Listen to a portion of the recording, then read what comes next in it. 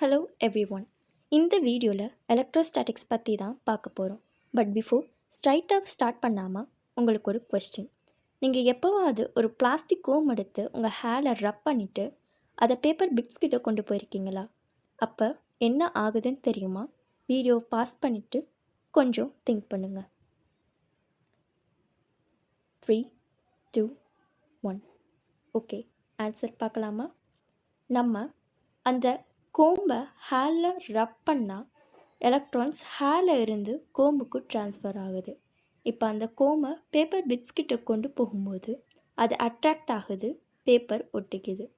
இந்த மாதிரி ஏன் நடக்குதுன்னு பார்ப்போமா?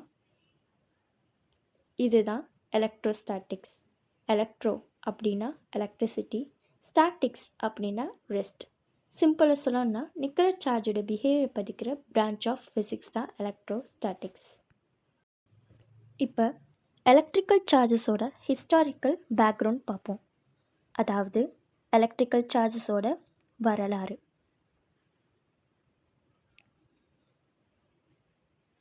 சும்மா ஒரு 2000 வருஷம் முன்னாடி ஆம்பரை அனிமல் ஃபரோட ரப் பண்ணிட்டு லீவ்ஸ் அண்ட் டஸ்ட் கிட்ட வச்சா அட்ராக்ட் ஆகிறத கிரீக் மக்கள் நோட்டீஸ் பண்ணுறாங்க. அதனால தான் எலக்ட்ரிசிட்டி அப்படிங்கிற வேர்ட் கிரீக் வேர்ட் எலக்ட்ரான் அப்படிங்கிற வார்த்தையில் இருந்து வருது. எலக்ட்ரான் அப்படிங்கிற கிரீக்கில் ஆம்பர் அப்படின்னு அர்த்தம். இப்போ 2 சார்ஜ் ரப்பர் ராட் நூலில் தொங்க விட்டுருக்காங்கன்னு வச்சுப்போம். இப்போ 3வது ஒரு சார்ஜ் ரப்பர் ராட் வந்து முதல் சார்ஜ் ரப்பர் ராட் கிட்ட கொண்டுட்டு போகணுன்னா 2 ரப்பர் ராடும் ரிப்பல் ஆகும், அதாவது ஆப்போசிட் டைரக்ஷனில் போகும். ஆனால் இதே சார்ஜ் கிளாஸ் ராடோட ஒரு சார்ஜ் ரப்பர் ராட் கிட்ட கொண்டுட்டு போனோம்னா அது அட்ராக்ட் ஆகும். அதே மாதிரி 2 சார்ஜ் ரப்பர் ராட் பக்கத்தில் கொண்டுட்டு போனாலும் அது ரிப்பல் ஆகும். இப்போ இதுலேருந்து நமக்கு என்ன தெரிய வருது?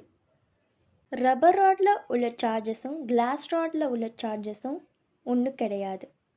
ஒரே மாதிரி உள்ள சார்ஜஸ் ரிப்பல் ஆகும், மாறுபட்ட சார்ஜஸ் அட்ராக்ட் ஆகும்.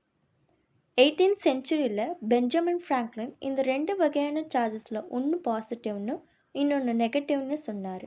ரப்பர் அண்ட் ஆம்பர் ராட்ஸில் நெகட்டிவ் சார்ஜஸ் இருக்கணும், கிளாஸ் ராடில் பாசிட்டிவ் சார்ஜஸ் இருக்குன்னு சொன்னார். ஒரு பொருளில் உள்ள மொத்த சார்ஜஸ், அதாவது நெட் சார்ஜஸ் 0 அப்படின்னா அந்த பொருள் எலக்ட்ரிக்கலி நியூட்ரல்னு சொல்லப்படுது. இந்த மாதிரி 2 ஆப்ஜெக்ட்ஸை ரப் பண்ணி அதோட சார்ஜஸ் ட்ரான்ஸ்ஃபர் பண்ணுற மெத்தட் பேர் ட்ரைபோ எலக்ட்ரிக் சார்ஜிங். இந்த வீடியோவில் நம்ம என்ன பார்த்தோன்னா எலக்ட்ரோஸ்டாட்டிக்ஸ் பற்றி ஹிஸ்டாரிக்கல் பேக்ரவுண்ட், அப்புறம் லைக் அண்ட் அன்லைக் சார்ஜஸ். உங்களுக்கு என் வீடியோ பிடிச்சிருந்தா லைக், ஷேர் அண்ட் சப்ஸ்கிரைப் பண்ணுங்கள். தேங்க்யூ.